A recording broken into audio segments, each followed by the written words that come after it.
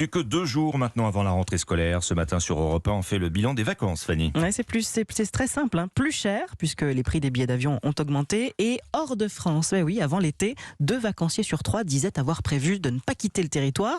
Mais finalement, Baptiste Morin, selon le comparateur Liligo, les destinations tricolores n'ont pas été les plus plébiscitées. Non, c'est Marrakech, Lisbonne, Porto, Barcelone, Istanbul, Djerba ou encore Montréal qui ont eu la cote. Nice, Ajaccio ou même la Guadeloupe n'arrivent qu'après.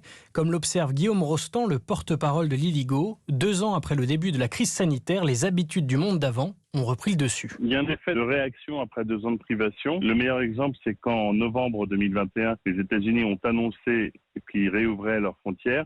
On a vu sur Liligo vraiment la demande exploser. Le confinement et le Covid n'ont eu qu'un effet temporaire. L'autre enseignement de ces vacances, c'est que les Français n'ont pas hésité à se faire plaisir. Les prix sur certaines destinations sont encore inférieurs à ceux de 2019, mais la tendance est à la hausse. Près de 40% d'augmentation entre juillet 2019 et juillet 2022 selon la direction de l'aviation civile. Il y a le prix du kérosène, oui, mais surtout beaucoup de passagers et pas assez de place.